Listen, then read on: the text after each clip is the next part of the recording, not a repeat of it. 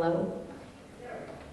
Good evening, ladies and gentlemen. Thank you for coming to our this year's high school drama club production night of January 16th. This is a play written by Ayn Rand, who also wrote The Fountainhead. You're familiar with that. My name is Jennifer Armstrong, and this is my first year as drama advisor for the high school. I have lots of experience from my work at Centerville School and with helping with the play last year. I am very passionate about the arts and believe they're a vital part of a student's education. My goal this year was to empower the students to be vocal about how this production should look, feel, and flow, and they did not disappoint.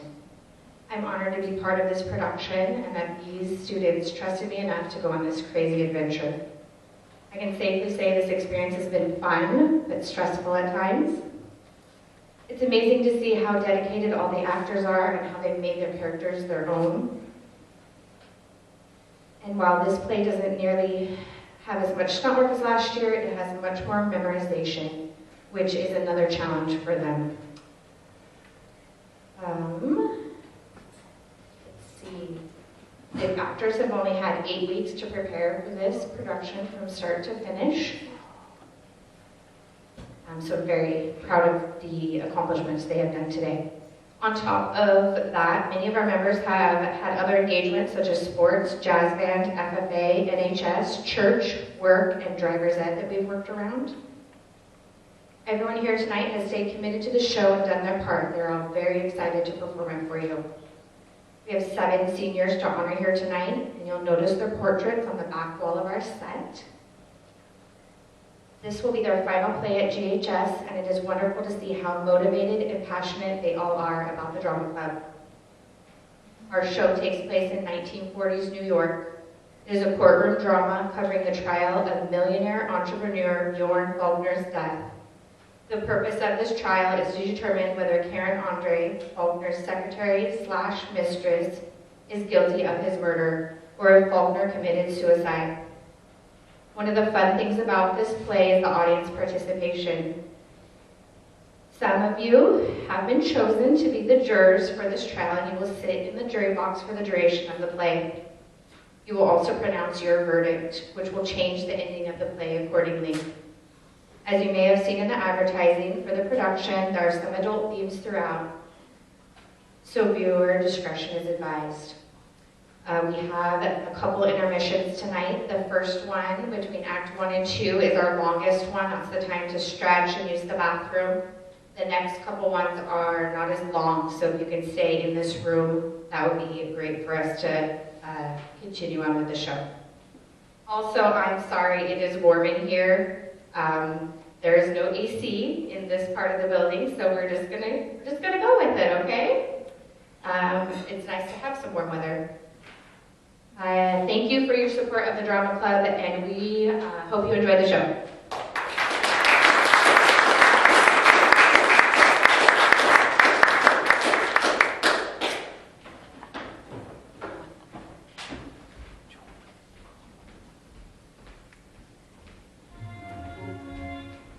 Today begins the trial of Bjorn.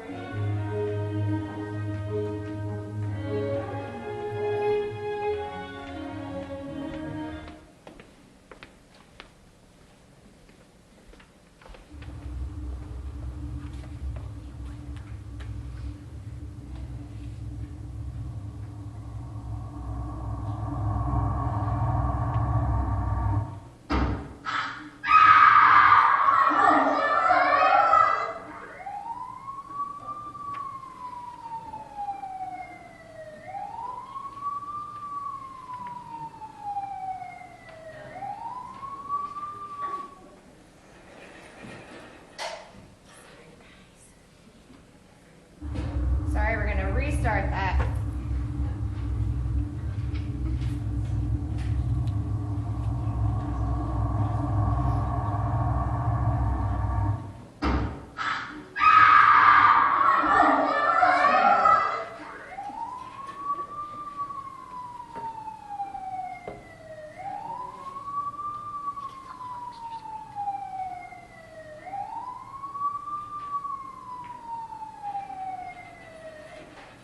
A man has just fallen 50 stories off the Faulkner building. It's Faulkner himself. Was it suicide or was it murder?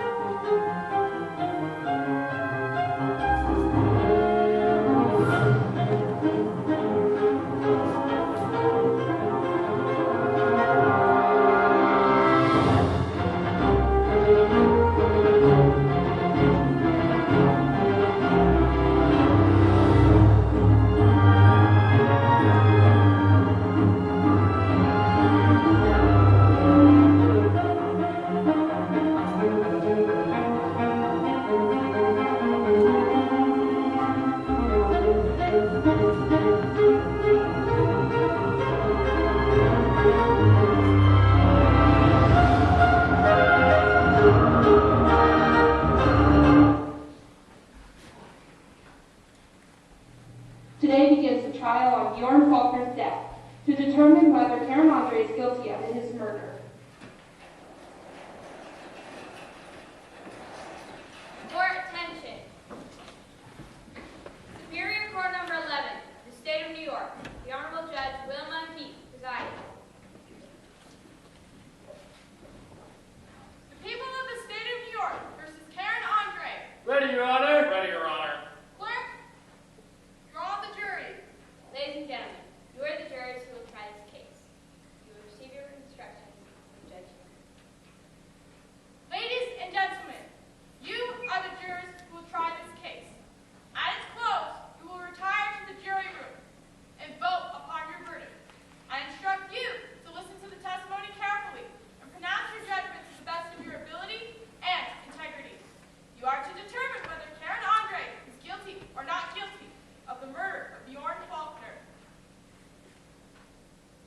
The district attorney may now proceed. Your Honor, ladies and gentlemen of the jury, on the 16th of January near midnight, when the lights of Broadway blazed an electric dawn over the festive crowds below, the body of a man came hurtling through space and crashed, a disfigured mess at the foot of the Faulkner building. That body had been Sweden's great financier, Bjorn Faulkner.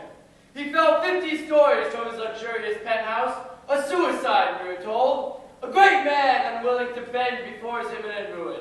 A man who found the fall from the roof of a skyscraper shorter and easier than a descent from his tottering throne of the world's financial dictator. A few months ago, behind every big transaction of gold in this world, stood that well-known figure. Young, tall, with an arrogant smile, with kingdoms and nations in the palm of one hand and a whip in the other. If gold is the world's lifeblood, then Bjorn Faulkner, holding its dark hidden arteries, regulating its ebb and flow, its every pulsation, was the heart of the world. Well, ladies and gentlemen, the world has just had a heart attack. And like all heart attacks, it came rather sudden. No one suspected the gigantic swindle that lay at the foundation of the Faulkner enterprises. A few days after his death, the world shook from the crash of his business. Thousands of investors were stricken with the paralysis which follows an attack, when that monster's heart stopped beating. Bjorn Faulkner had had a hard struggle in life, but he had an even harder struggle to face in his heart. A struggle which this case will have to uncover. Two women ruled his life and death, and here is one of them, ladies and gentlemen. Karen Andre, Faulkner's efficient secretary and notorious mistress. But 6 months ago, Faulkner came to America to get a loan and to save his fortune. Fate sent him a means to save his own heart, and the lovely lady who is now his widow, Nancy Lee Faulkner, only daughter of John Graham Whitfield, our great philanthropist. Faulkner had thought he had found salvation and a new life in the virtuous innocence of his young bride. And best proof of this is 2 weeks after his wedding, he dismissed his secretary, Karen Andre. He was through with her. But one is not easily through with a woman like Karen Andre. We can only imagine what hatred and revenge smoldered in her heart, and they leapt into flames on the night of January 16th. Bjorn Faulkner did not kill himself. He was murdered by the very delicate and capable hands which you see before you. The hands that helped to raise him high over the world. The same hands that threw him down from his greater height to crash into the pavement as cold as this woman's heart. That, ladies and gentlemen, is what we are going to prove. Our first witness will be Dr. Kirkland. Dr. Kirkland.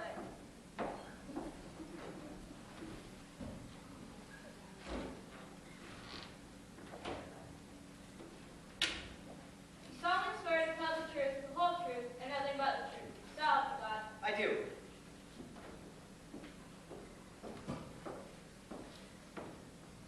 Kindly state your name Thomas Kirkland. and your occupation. I am medical examiner of this county. In the course of your duty, what were you called upon to do on the night of January 16th? I was called to examine the body of Bjorn Faulkner. What did you find? A body mangled to an extreme degree. What did you establish as the cause of death? A fall from a great height. How long had Faulkner been dead when you examined his body? I reached it about half an hour after the fall. Judging by the condition of the body, could you say exactly how long it had been dead? No, owing to the cold weather, the blood had coagulated immediately, which makes a difference of several hours impossible to detect. Therefore, is it possible Faulkner could have been dead longer than half an hour? It is possible. Could his death have been caused by anything other than the fall? I found no evidence of it. For instance, had his skull been bashed in before his fall? Could you tell by examining the body? No, owing to the condition of the body, it would be impossible to determine. That's all, Doctor.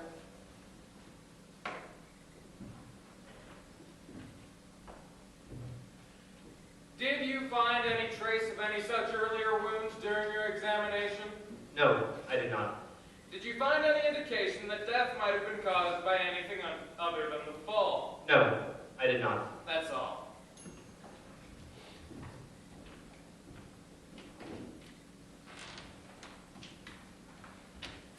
John Hutchins. John Hutchins.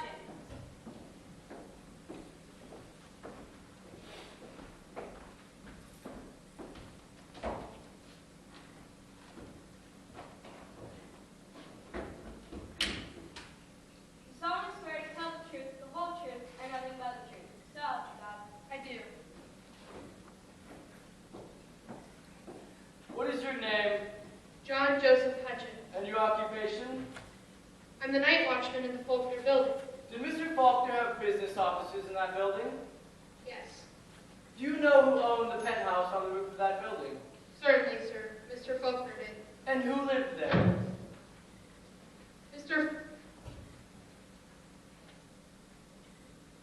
Mr. Faulkner and Miss Andre did. That is, before the marriage. And after the marriage? After the marriage, Miss Andre lived there alone. Have you ever seen Mr. Faulkner calling on Miss Andre after his marriage? Only once. And that was?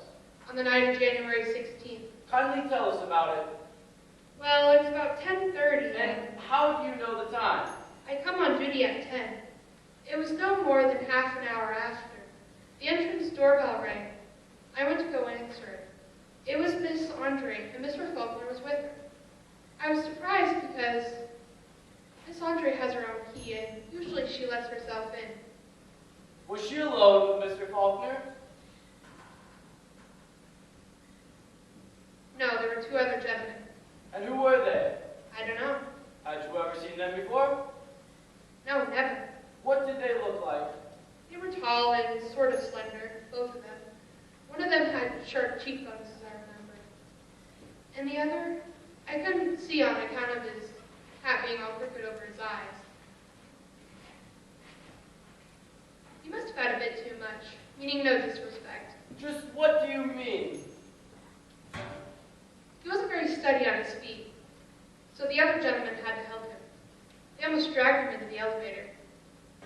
Did Mr. Faulkner look worried?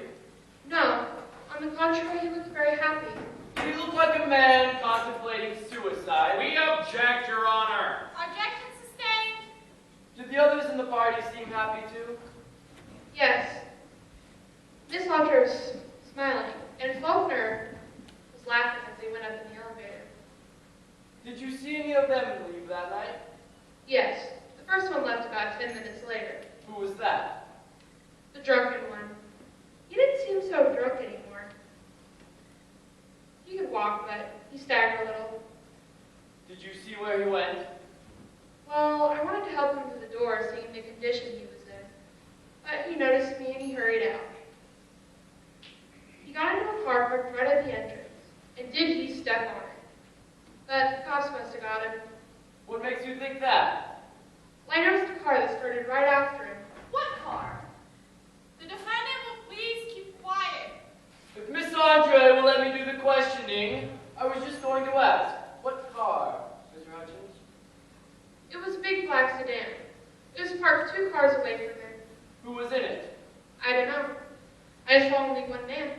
What makes you think he was after the first car? Well, I couldn't be sure he was. It was just funny they started together like that. Did you see the other guests of Miss Andre leaving? Yes, it wasn't more than 10 minutes later that he came out the elevator. What did he do? Nothing unusual. He seemed in a hurry. He went right out. And then what happened? I started on my rounds of the building. And it must have been an hour later. I heard screams down in the street. And as I came into the lobby, I saw Miss Andre running out of the elevator, sobbing wildly, her dress all torn. We pushed through the crowd outside, and there was Mr. Faulkner all over the pavement. What did Miss Andre do? She screamed and fell on her knees. It was horrible, sir. I've never seen a body smashed like that. That is all, Mr. Hutchins.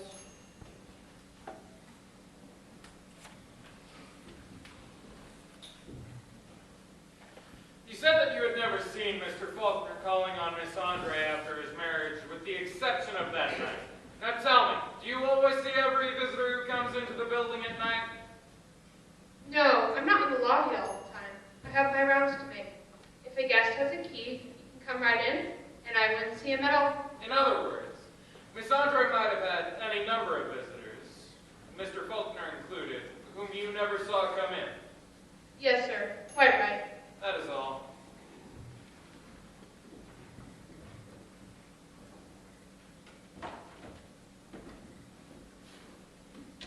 Homer Van Fleet.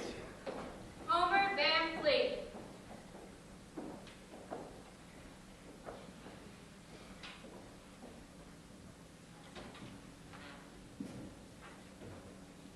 You saw him swear to tell the truth, the whole truth, and nothing but the truth. So help you God. I do. Your name? Homer Herbert Van Fleet, Occupation. private investigator. What was your last assignment? Shadowing Mr. Bjorn Faulkner. By whom were you assigned to do it? By Mrs. Faulkner. Were you shadowing Mr. Faulkner on the night of January 16th? I was. Kindly tell us about it. I'll start with 6:13 p.m. How do you know the time, Mr. Van Fleet? Part of my duties. Had to record it and report back to Mrs. Faulkner. I see. 6:13 p.m. Mr. Faulkner leaves home on Long Island. Wears formal dress suit. Drives car himself. Alone. Special notation. Unusual speed all the way to New York. Where does Mr. Faulkner go? He drives up to the Faulkner building and goes in. It's now 7:57 p.m. All offices closed. I wait outside my car. 9:35 p.m. Mr. Faulkner comes out with Miss Andre. Miss Andre is dressed formally. Special notation.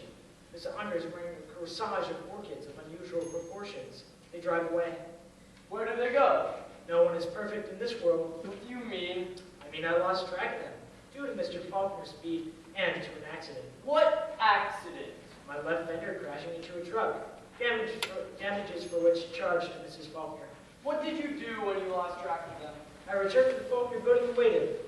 When did they return? They returned at 10:30 p.m. exactly. A gray car follows them.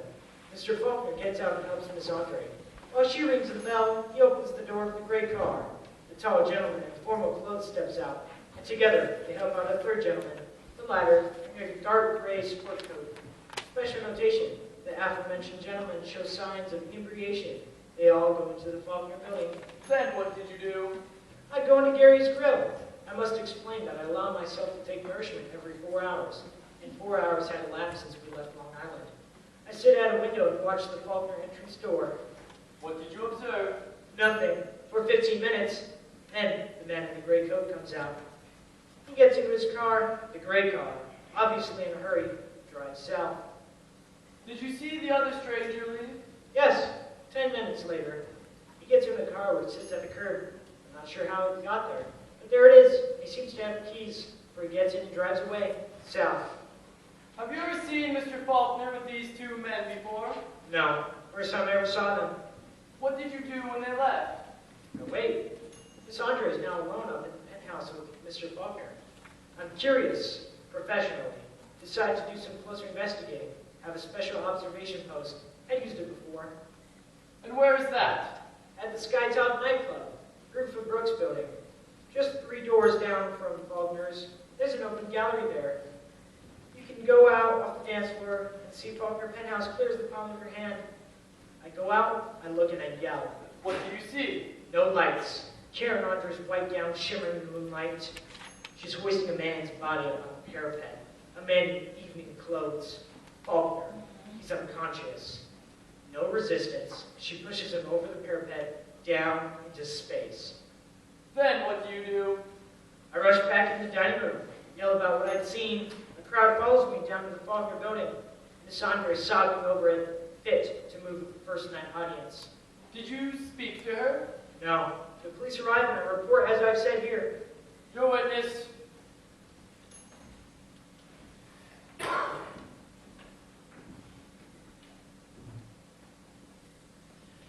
Can you kindly tell us, Mr. Van Fleet, when you started in the employ of Mrs. Faulkner? October 13th last. Can you tell us the date of Mr. and Mrs. Faulkner's wedding? October 12th, the day before. Exactly. Just the day before. In other words, Mrs. Faulkner hired you to spy on her husband the day after their wedding. So it seems. What were Mrs. Faulkner's instructions when you were hired? To watch every action of Mr. Faulkner and report in detail. Any special attention to Miss Andre? No. Had Mr. Faulkner been calling on Miss Andre after his marriage? Yes, frequently. In the daytime? Seldom. Did you report this to Mrs. Faulkner? I did. And what were her reactions to these reports? Mrs. Faulkner is a lady, and as such, she has no reactions. Did she seem worried? I don't believe so. Mr. Faulkner was the most devoted of husbands. Just how do you know that? Those were Mrs. Faulkner's own words. Now then, Mr. Van Fleet, can you tell us exactly what time you started for the Skytop nightclub on the evening of January 16th? At 11:32 exactly.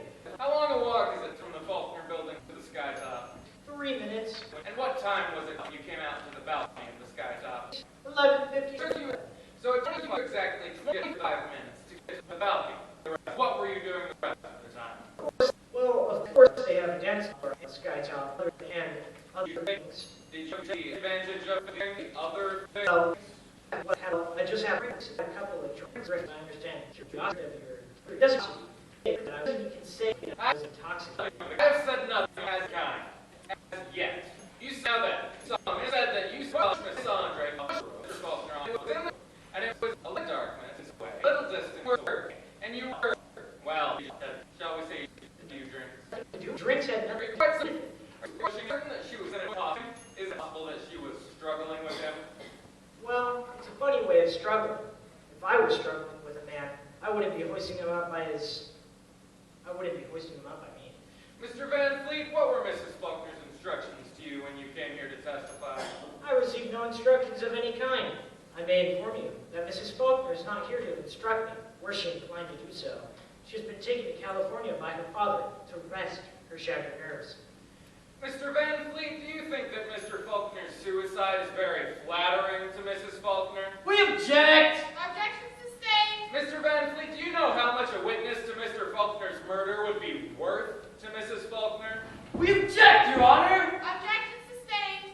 I should like to remind Mr. Stevens that he may be sued for making insinuations such as these. I made no insinuation, Mr. Van Fleet. I merely asked a question in a general way.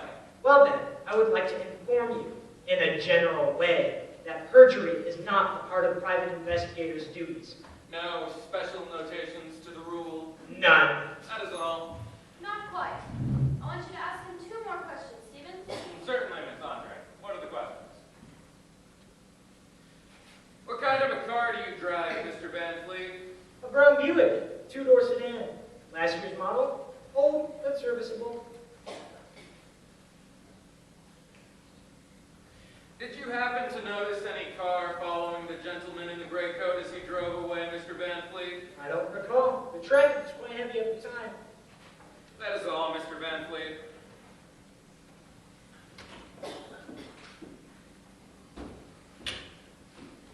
Inspector Sweeney.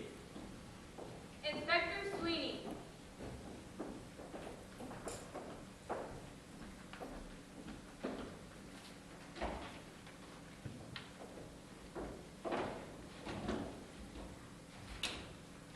You solemnly swear to tell the truth, the whole truth, and nothing but the truth. So help you God. I do.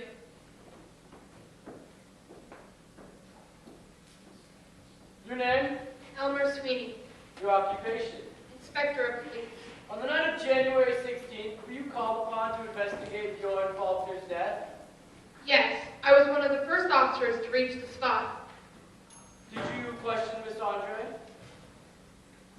No, before I could do anything, that fellow Van Fleet rushed up to me and yelled that he had seen Karen Andre throw Faulkner off the roof. How did Miss Andre react to this? She was stunned.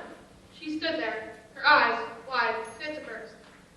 And cross my heart, sir, she started laughing. I thought she went crazy. What did you do? I ordered her held for questioning. And we took her up with us in the elevator to examine the penthouse. What a joy. Did you find anything unusual? Unusual. Yes, the bedroom. Ah, and what did you find in the bedroom? Nightgowns, sir. Lace nightgowns. Just about made of thin air. And a crystal bathtub in the bathroom. And I turned the water on, and it was perfumed. You misunderstood my question, Inspector. I wasn't referring to the aesthetic value of the penthouse. I asked if you found anything unusual that could be connected with the death of Bjorn Faulkner. Yes, in the living room. And what was that? A letter, lying in plain sight. It was sealed and the address said, "To whomsoever finds it first." Is this the letter? Yes, sir. Will you kindly read it to the jury? If any future historian wants to record my last advice to humanity, I'll say that I found only 2 enjoyable things on this earth whose every door was open to me. My whip over the world and Karen Andre. Those who can use it, the advice is worth what it has cost mankind. Bjorn Faulkner. Submitted as evidence.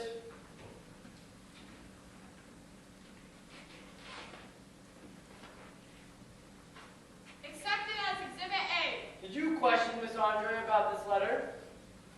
I did. She said that Faulkner had wrote it and left it there and ordered her not to touch it, then went out to the roof garden. She struggled with him when she saw what he was going to do, but she couldn't stop him. Did you ask her who had been with them that night? I did. She said 2 other gentlemen had. They were friends with Mr. Faulkner, and she had never seen them before. He picked them up in a nightclub that evening. She said their names were Jerry White and Dick Saunders. Did you try to find any gentlemen by these names among Faulkner's acquaintances? We did. We found that no one had ever heard of them. And Miss Andre told you, as she did at the inquest, that she had never seen these 2 men before. Yes. Was she very emphatic about that? Yes, sir, very. That is all, Inspector.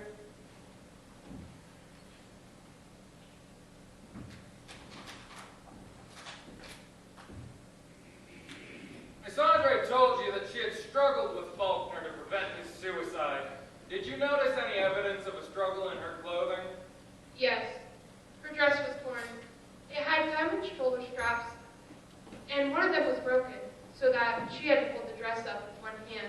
And what did you think of that? Do I have to answer that? You certainly do. Well, I wish she would have broken the other one, too. I meant, did you think as though her clothes looked as though they were torn in a struggle? Yes. Now, can you tell us why on earth you turned the shower on in the bathroom?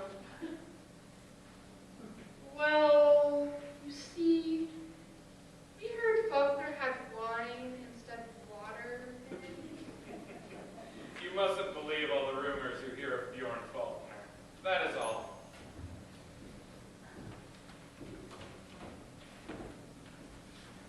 Magda Svensson. Magda Svensson.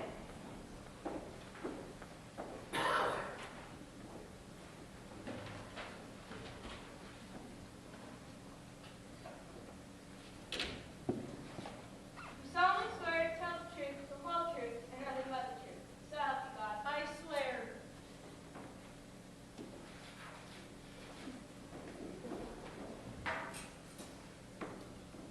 What is your name?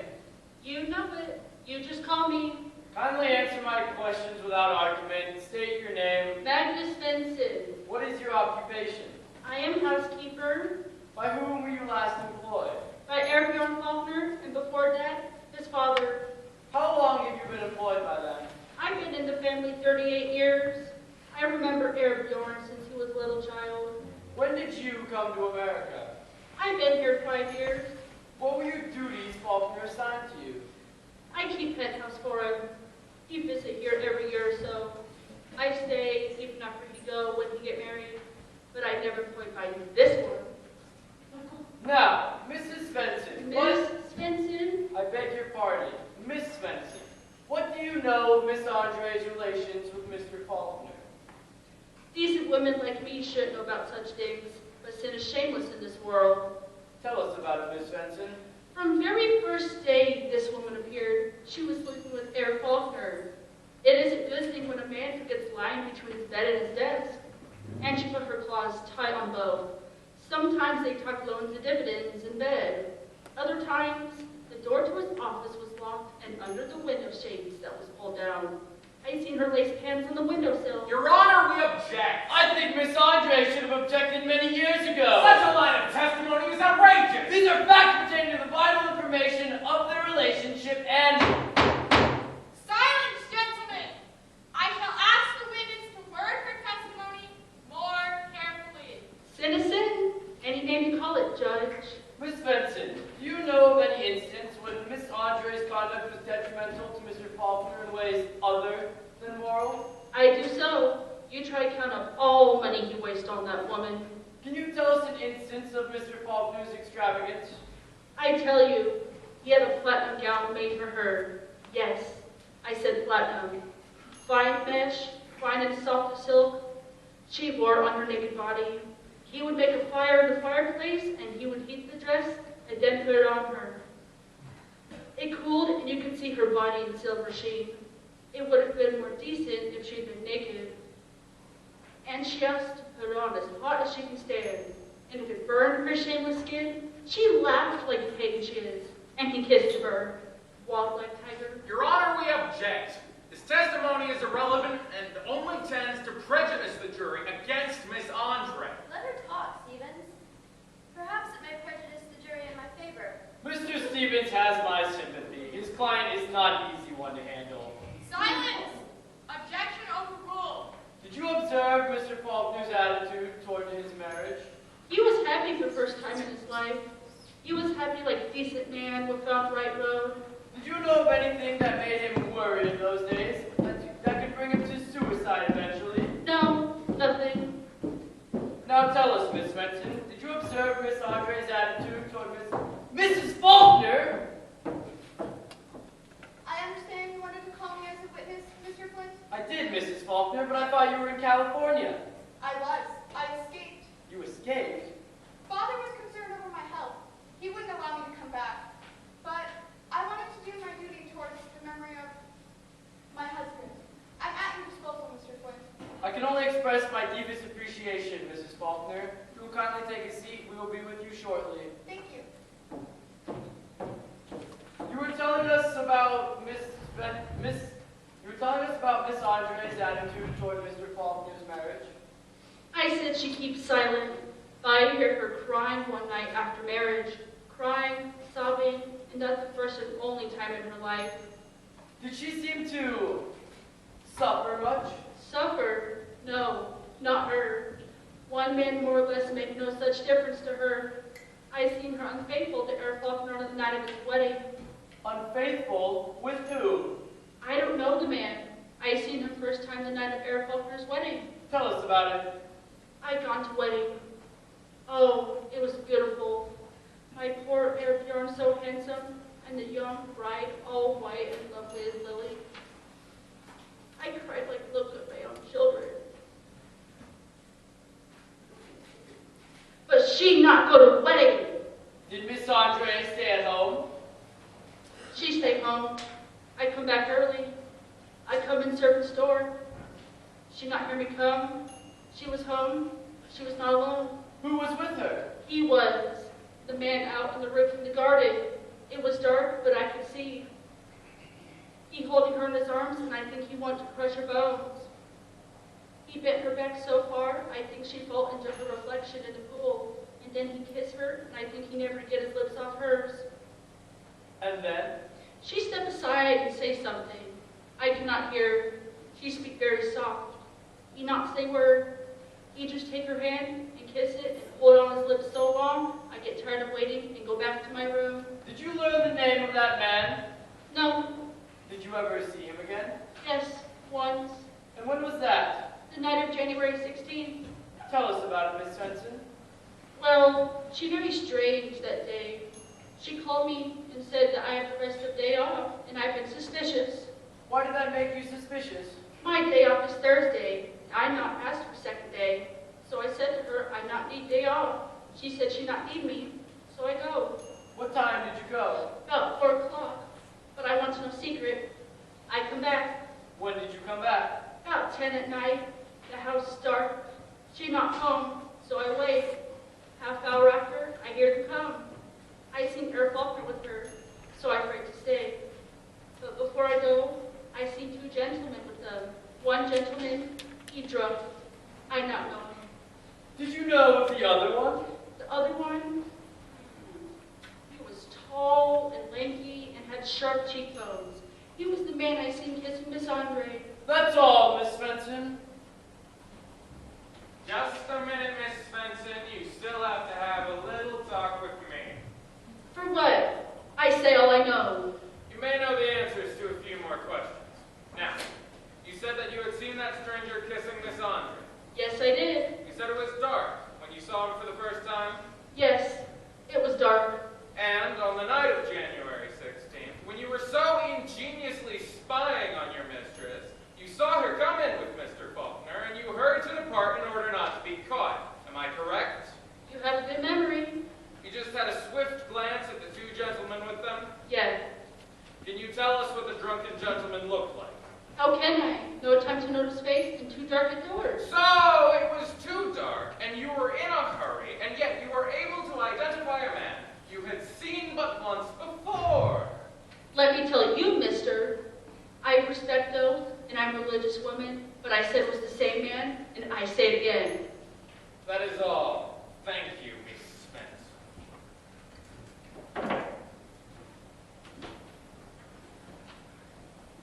Mrs. Faulkner.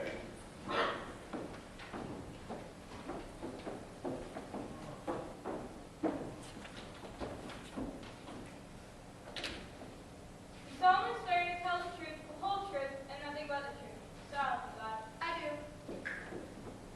What is...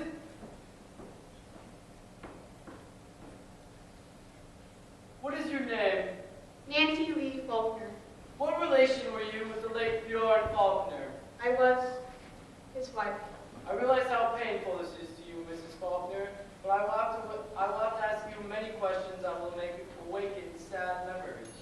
I'm ready, Mr. Flint. When did you first meet Bjorn Faulkner? In August of last year, Where did you meet him? at a ball given by my friend, Sandra Van Rensselaer, in Newport. Kindly tell us about it, Mrs. Faulkner. Sandra introduced us. I remember she said, "Here's a tough one for you, Nancy. I wonder whether you'll add this scalp to the well-known collection." She had always insisted on exaggerating my popularity. I danced with him that night. We danced in the garden, under the trees, and stopped at the edge of the pool. We were alone in the darkness, with the faint sound of the blue Danube waltz filling the silence.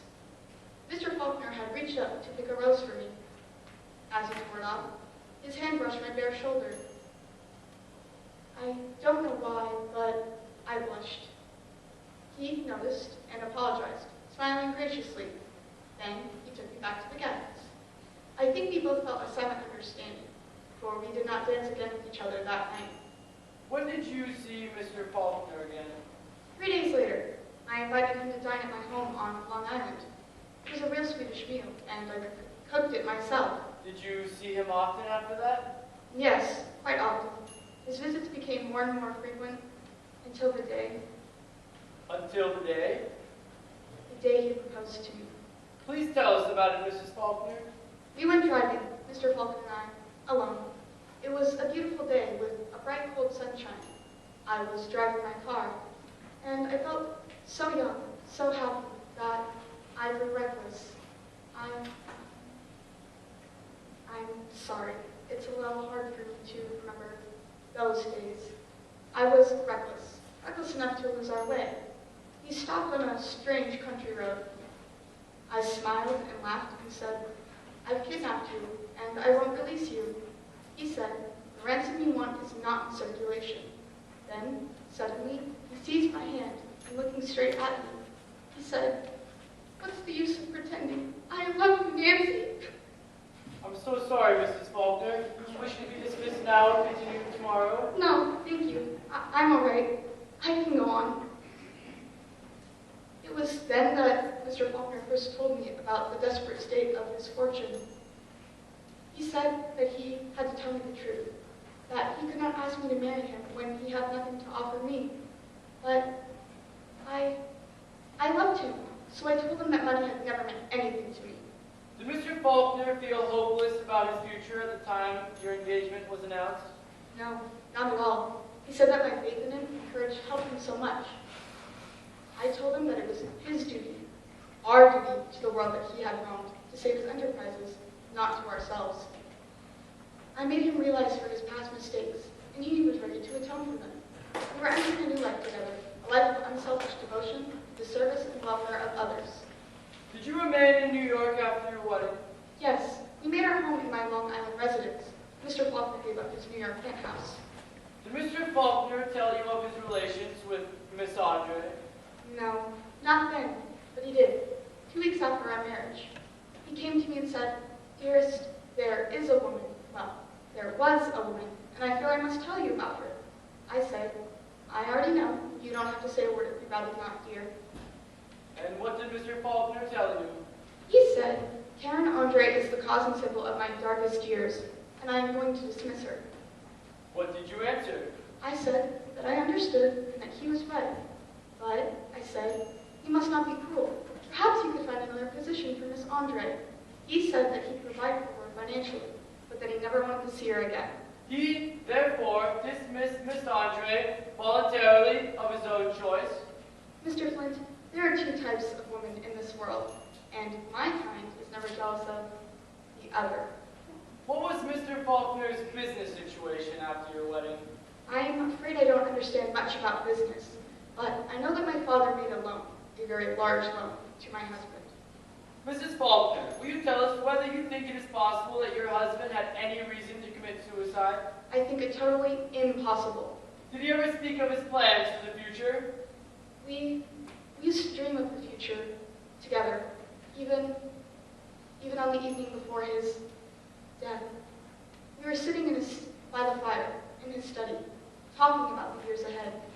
We knew we would not be wealthy for long, if ever, but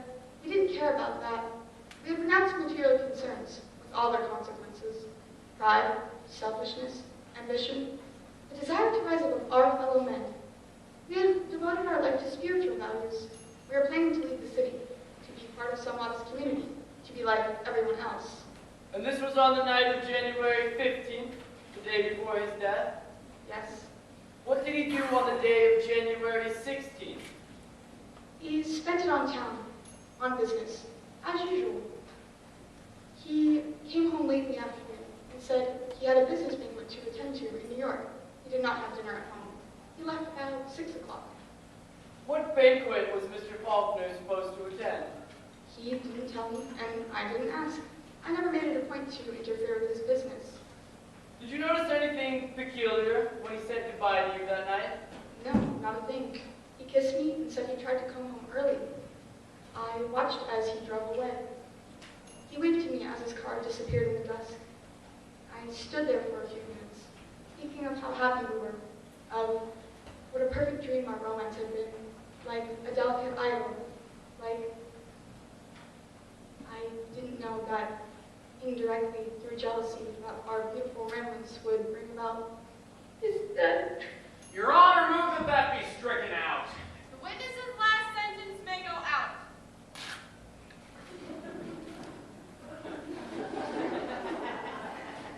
Thank you, Mrs. Faulkner. That is all.